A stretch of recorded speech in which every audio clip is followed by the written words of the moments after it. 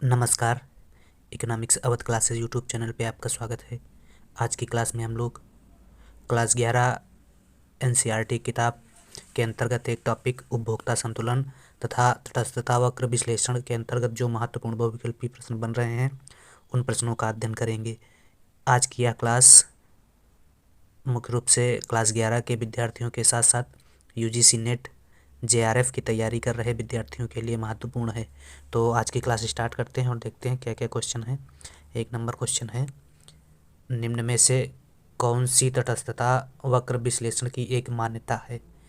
तो तटस्थता वक्र अर्थशास्त्र में जब कोई भी सिद्धांत अध्ययन किया जाता है तो उस सिद्धांत को अध्ययन करने या पढ़ने से पहले उस सिद्धांत के बारे में कुछ मान्यताएं मान ली जाती हैं। उन्हीं मान्यताओं में जो हम लोग तटस्थता वक्र विश्लेषण का अध्ययन करते हैं तो इसमें भी कुछ मान्यताएं मानी गई हैं। उन मान्यताओं में है जैसे उपभोक्ता की मौद्रिक आय दी हुई तथा स्थिर मानी गई है। दोनों वस्तुओं एक दूसरे की प्रतिस्थापक होती हैं। तटस्थता वक्र विश्लेषण में दो वस्तुओं का अध्ययन किया जाता है तो बताया गया है, माना गया है कि दोनों वस्तुएं जो हैं एक दूसरे की प्रतिस्थापक होती हैं और दो वस्तुओं के लिए उपभोक्ता के अधिमान के पैमाने पे परिवर्तन नहीं होता है। मतलब उपभोक्ता की पसंद में किसी प्रकार का परिवर्तन नहीं होता है और उपभोक्ता एक दिष्ट अधिमान के द्वारा व्यवहार करता है और उपभोक्ता क्या है, विवेकशील है। तो उपभोक्ता एक दिष्ट अधिमान इसमें दिया गया है, यही सही आंसर है। इसके अलावा उपभोक्ता को परिस्थितियों का पूर्ण ज्ञान रहता है तथा उपभोक्ता विश्लेषण के या तटस्थता वक्र विश्लेषण के सिद्धांत में जो उपयोगिता को मापने का तरीका है वह क्रमवाचक माप इसमें उपयोगिता का संभव है, यह भी माना गया है। इसके अलावा अनधिमान वक्र निर्बल क्रमबद्धता की मान्यता पर आधारित है तथा प्रतिस्थापन की सीमांत दर घटती हुई भी होती है। तो यह भी इसमें मान्यता है, प्रतिस्थापन की सीमांत दर जो है घटती हुई होती है तथा ऐसी वक्र अनुमान के संबंध में सकारात्मकता तथा स्थिरता की मान्यता पर आधारित है। तो इसमें दो मान्यताएं अनधिमान वक्र की हैं कि उपभोक्ता एक दिष्ट अधिमान सिद्धांत है और दूसरी है घटती हुई प्रतिस्थापन की सीमांत दर मानी गई है। इसमें गणनावाचक नहीं होता है। तटस्थता वक्र विश्लेषण की मान्यता में क्रमवाचक उपयोगिता को लिया जाता है। तो इसमें लेकिन ये आंसर माना गया है ए नंबर का, ये सही है। अगला 2 नंबर क्वेश्चन है, उपभोक्ता के तटस्थता समूह के रेखाचित्रीय प्रस्तुतिकरण को कहा जाता है। तो उपभोक्ता के तटस्थता समूह के रेखाचित्रीय प्रस्तुतिकरण को तटस्थता वक्र कहा जाता है। क्या है तटस्थता वक्र? तटस्थता वक्र या अनधिमान वक्र एक उपभोक्ता के तटस्थ समूह का रेखीचित्रीय प्रस्तुतिकरण है। यह दो वस्तुओं के विभिन्न संयोगों को प्रकट करता है जो उपभोक्ता को संतुष्टि का समान स्तर प्रदान करते हैं। अगर आरेख बना के समझा जाए तो जैसे यह तटस्थता वक्र का आरेख है जो बाएं से दाएं नीचे गिरता हुआ होता है, जिसमें एक्स अक्ष पर सेब तथा वाई अक्ष पर संतरा को लिया गया है, जो यह बताता है कि इस वक्र पर चाहे इतना सेब या इतना संतरा का उपभोग करें, इतना सेब या इतना संतरा, इतना सेब या इतना संतरा का उपभोग करें तो आईसी वक्र के प्रत्येक बिंदु पर उपभोक्ता को समान संतुष्टि प्राप्त होगी। अगर परिभाषा की बात की जाए तो तटस्थता वक्र वस्तुओं के उन संयोगों को प्रदर्शित करने वाले बिंदुओं का बिंदुपथ है जो उपभोक्ता को समान संतुष्टि प्रदान करती है। इस आरेख के प्रत्येक बिंदु पर उपभोक्ता को समान संतुष्टि मिल रही है। थोड़ा सा तटस्थता वक्र के इतिहास पर गौर कर लेते हैं। तो तटस्थता वक्र विश्लेषण का सर्वप्रथम जो प्रयोग है वह 1881 में एफवाई एजवर्थ द्वारा किया गया था। फिर 1892 में इरविन फिशर ने अनधिमान वक्रों का प्रयोग किया। लेकिन एजवर्थ तथा इरविन फिशर ने जब अनधिमान वक्रों का प्रयोग किया तो वे इनका प्रयोग जो है संख्यात्मक माप में करते हैं। इसके बाद पैरेटो ने सर्वप्रथम क्रमवाचक विश्लेषण के रूप में अनधिमान वक्र का प्रयोग 1906 में किया था और 1934 में हिग्स तथा एलन ने अनधिमान वक्र का प्रयोग जो है वैज्ञानिक तरीके से प्रस्तुत किया और उपयोगिता के क्रमवाचक विश्लेषण में इसका प्रतिपादन किया। तटस्थता वक्र सिद्धांत जो है वह कुछ मान्यताओं पर आधारित है, जैसे उपभोक्ता विवेकशील माना गया है, प्रतिस्थापन परिस्थितियों का उपभोक्ता को पूर्ण ज्ञान होता है तथा क्रमवाचक माप संभव है। निर्बल क्रमबद्धता की मान्यता पर आधारित है, प्रतिस्थापन की सीमांत दर घटती हुई होती है। तो उपयुक्त ये जो मान्यताएं हैं इन्हीं मान्यताओं पर तटस्थता वक्र विश्लेषण आधारित है। तो इसका 2 का आंसर तटस्थता वक्र विश्लेषण हो जाएगा। इसमें तटस्थता समूह क्या है इसको भी जान लेते हैं। तो तटस्थता समूह की अगर बात की जाए तो तटस्थता समूह उन दो वस्तुओं के संयोगों का समूह है जो उपभोक्ता को संतुष्टि का समान स्तर प्रदान करते हैं। इसलिए उपभोक्ता अपने तटस्थता समूह को सभी संयोगों के बीच, तटस्थता समूह में जो है सभी संयोगों के बीच उपभोक्ता तटस्थ रहता है। अगला 3 नंबर क्वेश्चन है। 3 नंबर क्वेश्चन क्या कह रहा है? वह रेखा जो मौद्रिक आय तथा कीमत के दिए होने पर दो वस्तुओं के सभी विभिन्न संयोगों को प्रकट करती है, जिसे वह अपनी समस्त आय खर्च करके खरीद सकता है, कहलाती है। वह रेखा जो मौद्रिक आय तथा कीमत के दिए होने पर दो वस्तुओं के सभी विभिन्न संयोगों को प्रकट करती है, जिसे वह अपनी समस्त आय खर्च करके खरीद सकता है। तो ऐसी इस रेखा को बजट रेखा कहा जाता है। बजट रेखा बी ऑप्शन में है, तो बी सही है। बजट रेखा क्या है? तो अगर परिभाषा की बात की जाए तो वह रेखा जो वस्तु 1 तथा वस्तु 2 के उन विभिन्न संयोगों को प्रकट करती है जो दिए हुए अपने बजट तथा वस्तु 1 एवं वस्तु 2 की दी हुई कीमत पर उपभोक्ता खरीद सकता है। या कह सकते हैं बजट रेखा दो वस्तुओं के विभिन्न संयोगों को बताती है, जिससे उपभोक्ता अपनी सीमित आय एवं वस्तुओं की कीमतें दी हुई होने पर खरीद सकता है। फर्ग्यूसन बजट रेखा की परिभाषा देते हुए बताते हैं कि कीमत रेखा वस्तुओं के उन संयोगों को प्रदर्शित करती है जिन्हें सारी मौद्रिक आय को व्यय करके खरीदा जा सकता है। अगर बजट रेखा के समीकरण की बात की जाए तो बजट रेखा का समीकरण y बराबर हो जाएगा P X into Q X plus P Y into Q Y, या इसको कह सकते हैं P1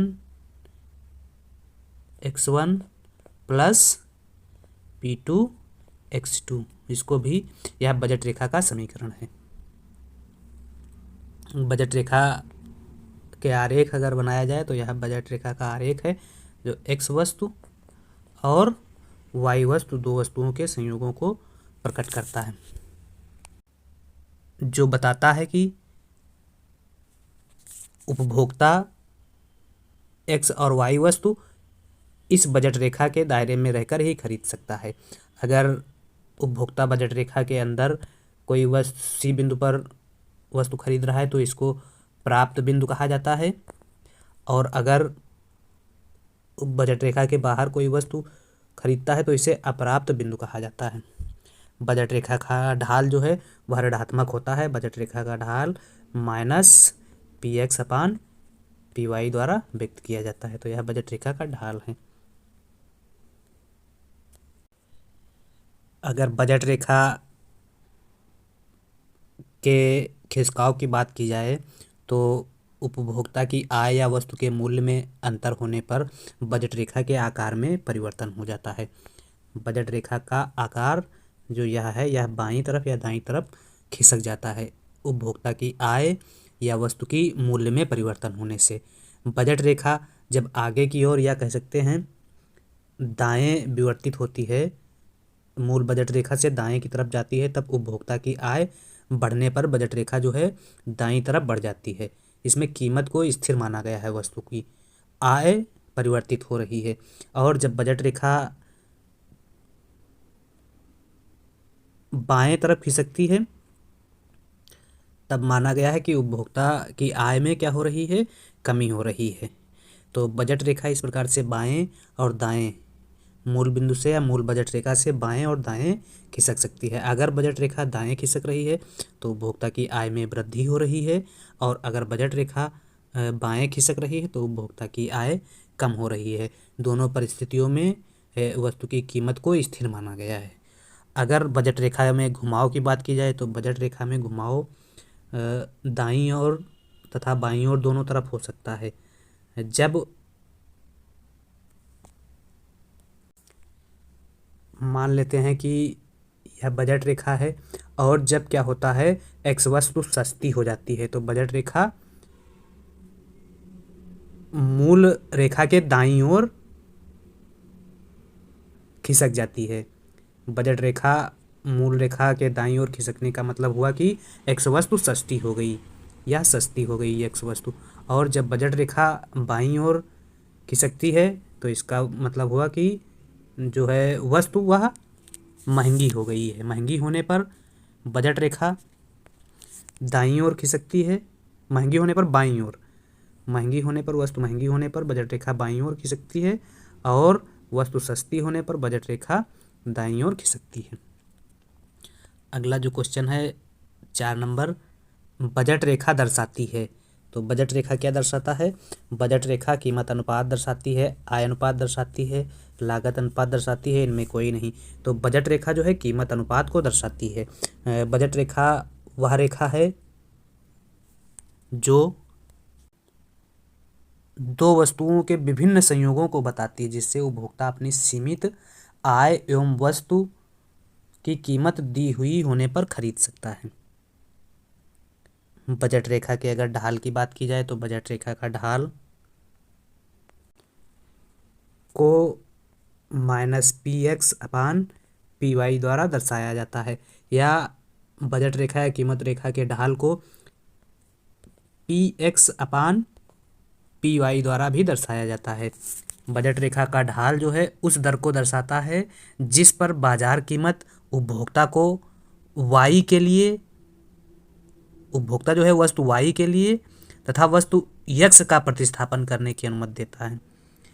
बजट रेखा का ढाल यह दर्शाता है कि बाजार कीमत पर उपभोक्ता को वस्तु y के लिए वस्तु x के प्रतिस्थापन की अनुमति देता है। अगर उपभोक्ता संतुलन की बात की जाए तो उपभोक्ता संतुलन से तात्पर्य उपभोक्ता के इष्टतम चयन से है। उपभोक्ता अपना इष्टतम चयन प्राप्त करता है। ऐसी दो स्थितियां होती हैं जब MRS बराबर px/py होता है और तटस्थता वक्र मूल बिंदु की ओर उन्नतोदर होता है। ऐसी स्थिति में उपभोक्ता क्या होता है? संतुलन में रहता है। अगला 5 नंबर क्वेश्चन है, x तथा y वस्तुओं के संयोग इन मान्यताओं पर आधारित हैं कि px तथा py क्या हैं? स्थिर हैं। इन मान्यताओं पर आधारित है। 5 का ए सही है। अगला 6 नंबर क्वेश्चन, तटस्थता वक्र विश्लेषण के अनुसार एक उपभोक्ता संतुलन तब प्राप्त करता है जब, तो तटस्थता वक्र विश्लेषण के अनुसार एक उपभोक्ता संतुलन प्राप्त करने के लिए MRS XY बराबर px/py, इस कंडीशन में उपभोक्ता संतुलन की स्थिति को प्राप्त करता है। तो यह सूत्र याद रखने योग्य है। अगला जो क्वेश्चन है 7 नंबर, तटस्थता वक्र संबंधित है। ऑप्शन ए उपभोक्ता की आय से, बी वाई तथा एक्स वस्तु की कीमत से, सी एक्स तथा वाई वस्तु से प्राप्त कुल उपयोगिता से, और डी उपभोक्ता की रुचि तथा अधिमान से। तो तटस्थता वक्र का संबंध उपभोक्ता की रुचि तथा अधिमान से या अधिमानों से होता है या पसंद से होता है। अगर तटस्थता वक्र के विशेषताओं की बात की जाए तो तटस्थता वक्र का ढाल ऋणात्मक होता है, अर्थात ऊपर से नीचे गिरता हुआ होता है। तटस्थता वक्र नीचे की ओर ढालू होता है। तटस्थता वक्र नीचे की ओर ढालू क्यों होता है? तो तटस्थता वक्र नीचे की ओर ढालू होने का जो मुख्य कारण है वह उपभोक्ता की एकदिष्ट अधिमान होना है। एकदिष्ट अधिमान वक्र से तात्पर्य एक वस्तु की अधिक मात्रा सदैव ही संतुष्टि के उच्च स्तर को प्रदान करती है। एक वस्तु में वृद्धि के कारण दूसरी वस्तु की कमी होना चाहिए, जिससे आयसी वक्र सभी बिंदुओं पर क्या होता है, समान संतुष्टि प्राप्त करता है। तो एक दिष्ट अनधिमान के कारण जो है तटस्थता वक्र नीचे की ओर ढालू होता है। इसके अलावा तटस्थता वक्र एक दूसरे को ना तो काट सकते हैं और ना ही एक दूसरे को स्पर्श कर सकते हैं। तटस्थता वक्र एक दूसरे को स्पर्श भी नहीं कर सकते हैं और अक्षों को भी स्पर्श नहीं कर सकते हैं। तटस्थता वक्र मूल बिंदु की ओर उन्नतोदर होता है। उन्नतोदर यह आरेख होता है तटस्थता वक्र का। मूल बिंदु की ओर उन्नतोदर, तटस्थता वक्र मूल बिंदु की ओर उन्नतोदर होता है। और उन्नतोदर होने का क्या कारण होता है, सीमांत प्रतिस्थापन की घटती दर जो है तटस्थता वक्र के उन्नतोदर होने का कारण होती है। इसके अलावा अन्य विशेषताओं में निम्न अनधिमान वक्र की तुलना में उच्च अनधिमान वक्र जो है संतुष्टि के अधिकतम स्तर को प्रदर्शित करता है। अर्थात जो ऊंचा अनधिमान वक्र होता है वह ऊंचे संतुष्टि के स्तर को बताता है और नीचा अनधिमान वक्र नीचे संतुष्टि के स्तर को बताता है। जैसे यह ऊंचा अनधिमान वक्र है तो ज़्यादा उपभोग वस्तु करेगा और यह नीचा अनधिमान वक्र है तो कम वस्तु उपभोक्ता उपभोग करेगा। अनधिमान वक्र अंडाकार नहीं हो सकता है और अनधिमान वक्र जो है वह अक्षों को स्पर्श करता हुआ नहीं होता है। ऐसे होता है लेकिन यह ऐसे अनधिमान वक्र नहीं बन सकता है। इसके अलावा अपवाद स्वरूप अनधिमान वक्र की अगर बात की जाए तो अनधिमान वक्र मूल बिंदु के नतोदर भी हो सकता है, अंडाकार भी हो सकता है, दाहिनी ओर गिरती हुई सीधी रेखा भी हो सकता है। तो तटस्थता वक्र दाहिनी ओर सीधी गिरती हुई रेखा जो है पूर्ण प्रतिस्थापन वस्तुओं के संदर्भ में होता है। और तटस्थता वक्र एलाकार का भी हो सकता है और लंबवत भी हो सकता है और एक अक्ष के समांतर भी हो सकता है। तो पूर्ण स्थानापन्न वस्तुओं के संदर्भ में तटस्थता वक्र जो है एक सीधी रेखा होती है। तो यह तटस्थता वक्र की एक सीधी रेखा है। और जब दोनों वस्तुएं पूरक हों, पूरक वस्तुओं के संदर्भ में तटस्थता वक्र एलाकार का हो सकता है, समकोण हो सकता है, आधार अक्ष के समांतर हो सकता है, लंब अक्ष के समांतर हो सकता है। तो यहाँ से भी प्रश्न पूछा जाता है कि पूर्ण प्रतिस्थानापन्न वस्तुओं के संदर्भ में तटस्थता वक्र कैसा हो सकता है। तो पूर्ण प्रतिस्थानापन्न वस्तु के संदर्भ में तटस्थता वक्र एक सीधी रेखा के रूप में हो सकता है। तथा यह भी क्वेश्चन पूछा जा सकता है कि पूर्णतः पूरक वस्तुओं के संदर्भ में तटस्थता वक्र कैसा होगा। तो पूर्णतः पूरक वस्तु के संदर्भ में तटस्थता वक्र एल आकार का होगा। अगला क्वेश्चन है 8 नंबर। एक्स तथा वाई वस्तु के बीच एमआरएस में गिरने की प्रवृत्ति पाई जाने पर आईसी होता है। तो आईसी वक्र कैसा होता है, मूल बिंदु की ओर नतोदर होता है। जब एमआरएस क्या होती है, गिरती हुई होती है तब। अगला 9 नंबर क्वेश्चन है। 9 नंबर क्वेश्चन क्या है, सीमांत प्रतिस्थापन दर प्रकट करती है उत्पादन संभावना वक्र के ढाल को, तटस्थता वक्र के ढाल को। तो सीमांत प्रतिस्थापन दर जो है तटस्थता वक्र के ढाल को प्रदर्शित करती है। सीमांत प्रतिस्थापन वक्र जो है तटस्थता वक्र के ढाल को व्यक्त करती है। बी सही है। अगला, जब वस्तु वाई अक्ष पर दर्शाई गई की कीमत में वृद्धि होती है तब। तो जब वस्तु वाई अक्ष पर दर्शाई गई कीमत में वृद्धि होती है तो ऐसी स्थिति में क्या होता है, कीमत बाईं ओर घुमाव होता है, कीमत रेखा का बाईं ओर घुमाव होता है ऐसी स्थिति में जब वाई वस्तु में वृद्धि होती है। अगला क्वेश्चन है 11 नंबर क्वेश्चन। जैसे जैसे हम तटस्थता वक्र पर बाएं से दाएं की ओर जाते हैं तटस्थता वक्र के ढलान में प्रवृत्ति होती है। तो तटस्थता वक्र पर बाएं से दाएं की तरफ जाने पर, बाएं से दाएं तरफ जाने पर, तो तटस्थता वक्र पर बाएं से दाएं तरफ जाने पर इसकी ढलान में क्या होती है, गिरावट आती है या कमी आती है। तो डी सही है। अगला 12 नंबर क्वेश्चन। कीमतों के स्थिर रहने पर बजट रेखा में परिवर्तन होता है। मांग में परिवर्तन के कारण आय में परिवर्तन के कारण, अधिमानों में परिवर्तन के कारण, उपयोगिता में परिवर्तन के कारण।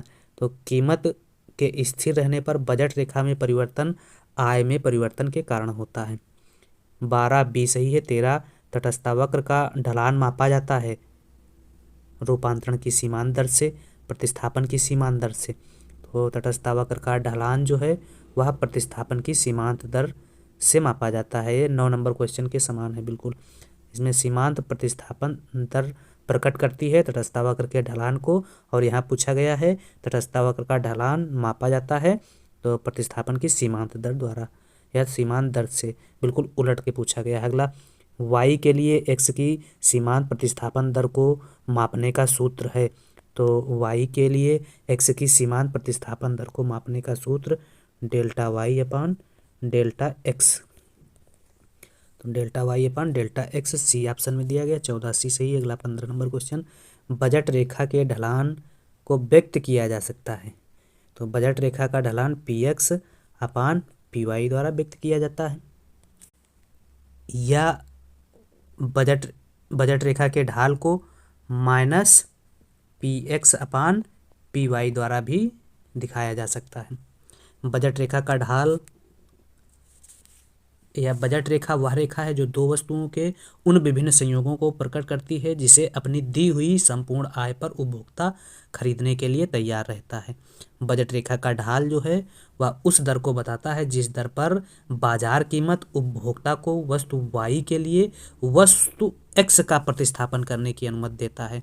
वस्तु y के लिए वस्तु x का प्रतिस्थापन करने की अनुमति देता है, तो इसे ही बजट रेखा का ढाल कहा जाता है।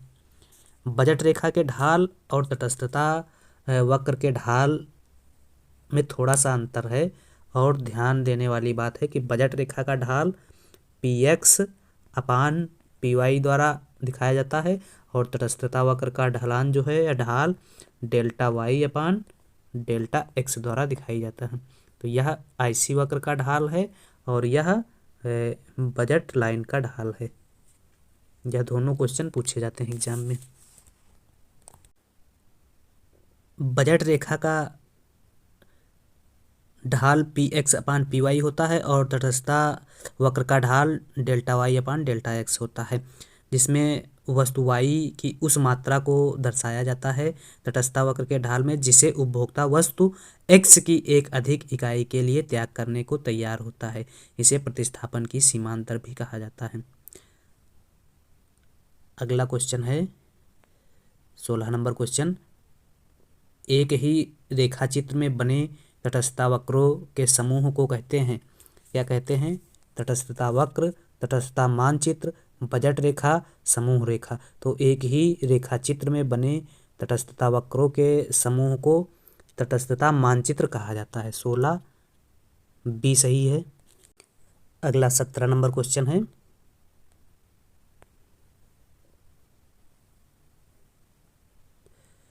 एक तटस्थता मानचित्र में उच्च IC प्रकट करता है। तो एक तटस्थता मानचित्र में उच्च IC वक्र जो है वह संतुष्टि के ऊंचे स्तर को दिखाता है। 17C सही है। अगर तटस्थता वक्र की विशेषताओं की बात की जाए तो नीचे की ओर ढालू होता है तटस्थता वक्र, मूल बिंदु की ओर उन्नत उदर होता है तटस्थता वक्र, ऊंचा तटस्थता वक्र संतुष्टि के उच्च स्तर को प्रकट करता है और नीचा तटस्थता वक्र संतुष्टि के निम्न स्तर को प्रकट करता है। तटस्थता वक्र एक दूसरे को काट नहीं सकते हैं। तटस्थता वक्र x अक्ष को तथा y अक्ष को स्पर्श नहीं कर सकते हैं। तो अगला क्वेश्चन है 18 नंबर क्वेश्चन, उस स्थिति में जब MRS XY ज़्यादा है px अपान py से तो उपभोक्ता की प्रतिक्रिया होगी। तो उपभोक्ता की प्रतिक्रिया ऐसी स्थिति में वस्तु x के उपभोग को बढ़ाने की होगी, वस्तु x के उपभोग को बढ़ाने की। और px अपान py क्या दिखा रहा है? px अपान py याद रखने की बात है कि यह बजट रेखा के ढाल को दिखाता है। अब रिक्त स्थान उचित शब्द का चयन एवं रिक्त स्थान की पूर्ति करनी है। उपभोक्ता संतुलन का तटस्थता वक्र विश्लेषण उपयोगिता के खाली स्थान पर आधारित है। तो उपभोक्ता संतुलन का तटस्थता वक्र जो है उपयोगिता के किस पे, गणनावाचक या क्रमवाचक सिद्धांत पर आधारित है। तो उपभोक्ता का तटस्थता वक्र विश्लेषण हिग्स के गणनावाचक सिद्धांत पर आधारित है। हिग्स के गणनावाचक नहीं, हिग्स के क्रमवाचक सिद्धांत पर आधारित है। गणनावाचक सिद्धांत जो है मार्शल ने दिया था। तो उपभोक्ता संतुलन का तटस्थता वक्र विश्लेषण उपयोगिता के क्रमवाचक माप पर आधारित है और क्रमवाचक माप जो है हिग्स द्वारा दिया गया था। हिग्स ने अपने क्रमवाचक माप में ही उपयोगिता विश्लेषण के लिए तटस्थता वक्र का प्रयोग किया है। अगला 2 नंबर क्वेश्चन है, एक तटस्थता वक्र अपने मूल बिंदु की ओर होता है, उन्नतोदर नतोदर। तो तटस्थता वक्र अपने मूल बिंदु की ओर उन्नतोदर होता है। उन्नतोदर किसमें है, यही पहले लिखा है, उन्नतोदर सही हो जाएगा। अगला 3 नंबर क्वेश्चन, संतुष्टि स्तर में परिवर्तन किए बिना वह दर जिस पर उपभोक्ता एक वस्तु का दूसरी के लिए प्रतिस्थापन करता है कहलाती है सीमांत प्रतिस्थापन की दर, सीमांत उपयोगिता की दर। तो उसे सीमांत प्रतिस्थापन की दर कहा जाता है, हो जाएगा सही आंसर। अगला क्वेश्चन है 4 नंबर, तटस्थता मानचित्र वह ग्राफ है जो खाली स्थान तटस्थता वक्रों को प्रदर्शित करता है, एक या एक से अधिक। तो तटस्थता वक्र वह मानचित्र है जो एक से अधिक तटस्थता वक्रों को प्रदर्शित करता है। तो एक से अधिक सही हो जाएगा आंसर। अगला 5 नंबर क्वेश्चन, तटस्थता वक्र की मूल बिंदु की ओर उन्नतोदरता प्रकट करती है कि सीमांत प्रतिस्थापन दर है। तटस्थता वक्र की मूल बिंदु की ओर उन्नतोदरता प्रकट करती है कि सीमांत प्रतिस्थापन दर है। सीमांत प्रतिस्थापन दर घटती हुई हो जाएगी अगर ऐसी बात है, उन्नतोदर होती है। और अगर 6 नंबर क्वेश्चन, एक तटस्थता वक्र का ग्राफिक प्रस्तुतिकरण है। तो एक तटस्थता वक्र तटस्थता मानचित्र का ग्राफिक प्रस्तुतिकरण है। एक तटस्थता वक्र का ग्राफिक प्रस्तुतिकरण है। तो एक तटस्थता वक्र का मानचित्र नहीं, एक तटस्थता वक्र तटस्थता समूह का ग्राफिक प्रस्तुतिकरण है। तो 6 में सही आंसर समूह हो जाएगा। तो 6 में तटस्थता समूह सही आंसर है। अगला है सत्य एवं असत्य की पहचान करनी है, कौन सा कथन सत्य है, कौन सा कथन असत्य है। तटस्थता वक्र पर कोई भी बिंदु समान संतुष्टि को दर्शाता है। तो तटस्थता वक्र पर कोई भी बिंदु समान संतुष्टि को दर्शाता है, हाँ सही है। तटस्थता वक्र 2 या 2 से अधिक बिंदुओं का ऐसा बिंदु पथ है जिसके प्रत्येक बिंदु पर उपभोक्ता को समान संतुष्टि मिलती है, चाहे ए हो बिंदु, बी हो, सी हो, डी हो। तो यह सही है, ए नंबर सही है। बी या 2 नंबर क्वेश्चन, जहां कीमत रेखा तटस्थता वक्र को स्पर्श करती है वहां उपभोक्ता संतुलन की स्थिति में होता है। तो जहां पर यह कीमत रेखा है और तटस्थता वक्र इसको अगर स्पर्श कर लेती है ई बिंदु पर, तो यहाँ उपभोक्ता संतुलन की स्थिति में होता है। तो यह भी सही है, 2 भी सही है। अगला 3 नंबर क्वेश्चन, 2 तटस्थता वक्र एक दूसरे को काट सकते हैं? नहीं, काट नहीं सकते हैं। तटस्थता वक्र एक दूसरे को कभी काटते नहीं हैं, ऐसे नहीं बनेंगे। तो यह गलत है, 3 नंबर गलत है। अगला 4 नंबर क्वेश्चन, उपभोक्ता बजट उपभोक्ता की निर्धारित आय है। उपभोक्ता बजट उपभोक्ता की निर्धारित आय है। उपभोक्ता बजट उपभोक्ता की निर्धारित आय है, सी सही है। अगला 5, एक तटस्थता वक्र जो दूसरे तटस्थता वक्र के ऊपर तथा दाईं ओर होता है संतुष्टि के उच्च स्तर को प्रकट करता है। एक तटस्थता वक्र दूसरे तटस्थता वक्र के ऊपर तथा दाईं ओर, तो एक तटस्थता वक्र है तो यह जब दूसरा तटस्थता वक्र बनता है तो इसके ऊपर तथा दाईं ओर होता है, संतुष्टि के उच्च स्तर को प्रकट करता है। तो ये निम्न स्तर प्रकट करता है, ये उच्च स्तर प्रकट करता है, सही है। अगला, बजट रेखा को कीमत रेखा भी कहा जाता है, तो यह भी सही है। तो इसमें 6 क्वेश्चन में सिर्फ 3 नंबर सही था, 3 नंबर गलत था, बाकी सब सही थे। 2 तटस्थता वक्र एक दूसरे को काट सकते हैं, तटस्थता वक्र एक दूसरे को काट नहीं सकते, 3 गलत है, बाकी सब सही हैं। अगला है, कॉलम फर्स्ट तथा कॉलम सेकंड में दिए गए कथनों के समूह में से सही युग्म के कथनों का चयन कीजिए। तो इसमें सही युग्म निकाल के हमें बताना है कौन सा सही है। तो ए क्या दिया गया है, column A, column second, column first. इसमें ए जो दिया गया है उपभोक्ता संतुलन का तटस्थता वक्र विश्लेषण उपयोगिता के गणना वाचक माप की अवधारणा पर आधारित है।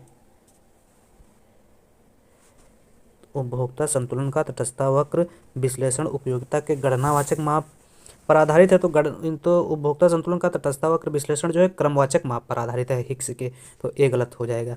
अगला बी में क्या दिया गया है, एक वस्तु का एक दिष्ट अधिमान किसी वस्तु की अधिक मात्रा सदैव उपभोक्ता को कम संतुष्टि प्रदान करती है, तो यह भी गलत है। अगला संतुलन शर्त है, तो उपभोक्ता के लिए संतुलन की शर्त जो है वह MRS XY बराबर PX अपान PY है, PX अपान PY, तो सी सही है। अगला बजट समूह समीकरण, तो बजट समूह समीकरण और बजट समीकरण दोनों में अंतर होता है। तो यह जो लिखी गई है यह बजट समीकरण लिखी गई है। बजट समूह समीकरण क्या होती है, बजट समूह समीकरण की अगर बात की जाए तो बजट समूह समीकरण P1x1 plus P2x2 less than y ये होती है। और बजट समीकरण P1x1 प्लस P2x2 बराबर y होती है, तो यह भी गलत है, डी भी गलत है, तो इसमें सी सही है। अगला है कॉलम फर्स्ट को कॉलम सेकंड से मिलान करना है, उपभोक्ता संतुलन। तो उपभोक्ता संतुलन के लिए क्या सही है, उपभोक्ता का इष्टतम चयन ए का मिलान है 4 से।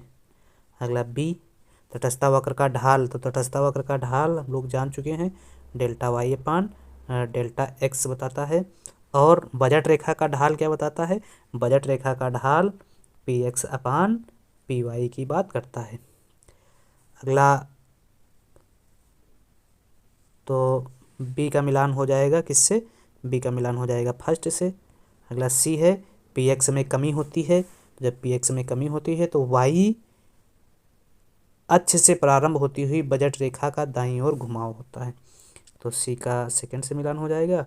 और बचा डी, तो डी हो जाएगा थर्ड से। डी क्या दिया गया है, MRS XY ज़्यादा है PX अपान PY से, तो उपभोक्ता को तटस्थता वक्र पर दाईं ओर नीचे को जाना चाहिए, तो डी का मिलान हो जाएगा 3 से।